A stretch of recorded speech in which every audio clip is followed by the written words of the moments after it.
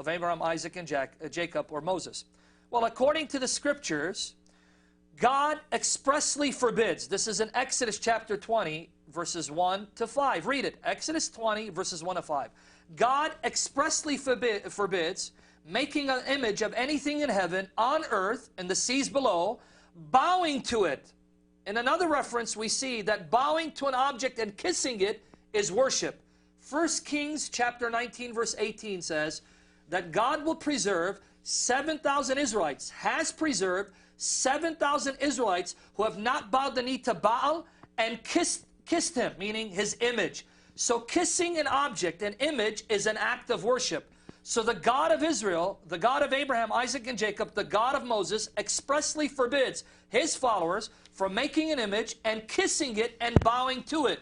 And yet here we have Muhammad, who is supposedly the prophet of monotheism, a prophet sent by the same God of Abraham, kissing a black stone at a time in which the Kaaba is still in the hands of the pagans, still surrounded with 360 idols, and yet Muslims want us to believe that he is a true prophet who comes and fulfills and completes the message of the prophets before him, prophets like Moses, and so on and so forth. And it's interesting. I mean, if you look at like the Old Testament prophets, many of them came during a time when Israel was compromising with paganism, and the purpose of God sending these prophets was to draw them out of that paganism back to the worship of the one true God. How can you say that Muhammad is in this same line? All of these prophets came to keep people away from paganism. Muhammad comes along and says, oh, all these pagan practices, that's okay. I'll just say they're all from Abraham, and that'll make all of these pagan practices okay. I mean,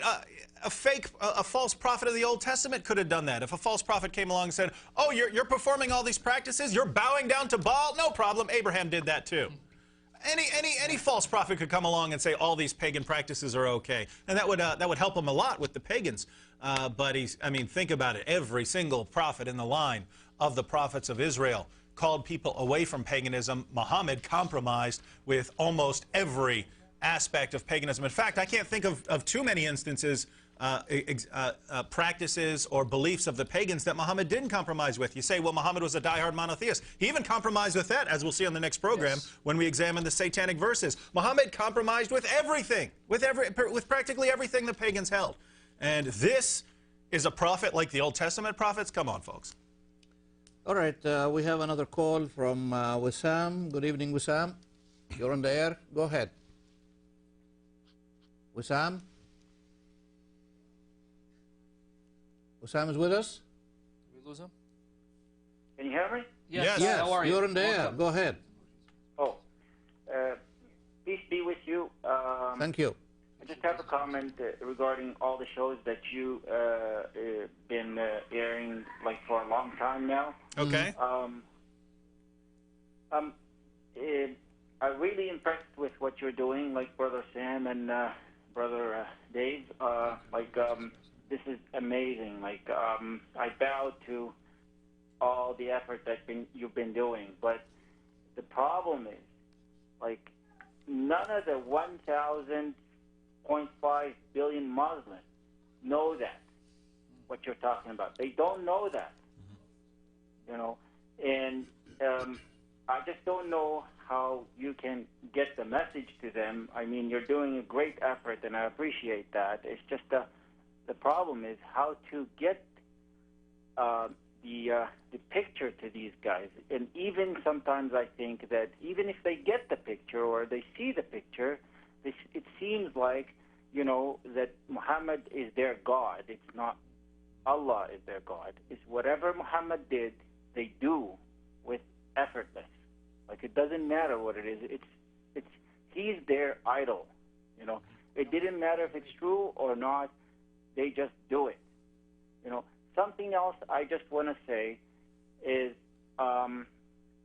we will have to think about something else. I mean, God bless you, bless your show. It's amazing. It's awesome. Like I said, I don't know what it is. You might think about something else, but we have to have something else. We have to have another idea to bring these people to understand, where are they going, or why are they thinking this way? Or is it, I have just an example, if you let me speak for a little bit longer. We, like back home, if we tie a donkey with the front hand and his leg, for 2 weeks or 3 weeks, they would and would take it off after 3 weeks. The donkey would still think that he's still tied up, after we take it off, And these people have been tied up for 1,400 years. I don't know, how, in 1 year or 5 years or 10 years, how we can make them get this thing off of them. Anyway, just to make a conversation a little bit shorter, and about peace and Islam. Peace and Islam is why is Christianity in the Middle East, in the Holy Land, is less than 1% right now? I need an answer for that. Second, in Jordan, in Syria, in Turkey, in Iraq, in Egypt, everywhere where Christianity was a dominant religion, and now they are less than, I would say, 5% in these countries. Why is that? Is it because Islam was peaceful? And I need an answer on that. And on top of everything, in the Holy Land, like I said, it's less than 1%. There's churches in the Holy Land that it just exist in a town full of Muslims. Thank you very much, Osam, for your question. Let me take another call. Who is with me? Next call, please. Okay. My name is Vasily. Can you hear me? What's your name, please? Vasily. Vasily, how are you, Vasily? Go ahead. Okay, thank you very much for taking my call. You're welcome. Thank you, brothers, for your program. I'm really glad to see you all the time. I am Ukrainian, and I was born in a Christian family, but from the beginning, I was looking for the truth myself. And I read many religions, and one of them was Islam. And I read a few times Quran, and that was really hard for me. I cannot see there any connections, logic, and sense. And I had many Muslim friends, and I asked them for explanation, but none of them can explain me Quran. And until today, when I see your program, I began to understand many things. Good. But I have two questions.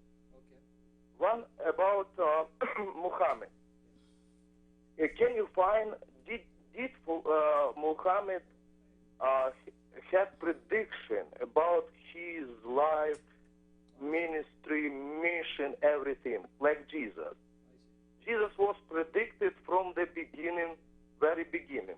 What about Muhammad? Where he was predicted, through him, through whom, and for whom? What nation was waiting for him? And next, my question for the Allah. That I ask many times Muslim. Allah, one person, one God, and He is just and He is merciful. But from my understanding, in one person cannot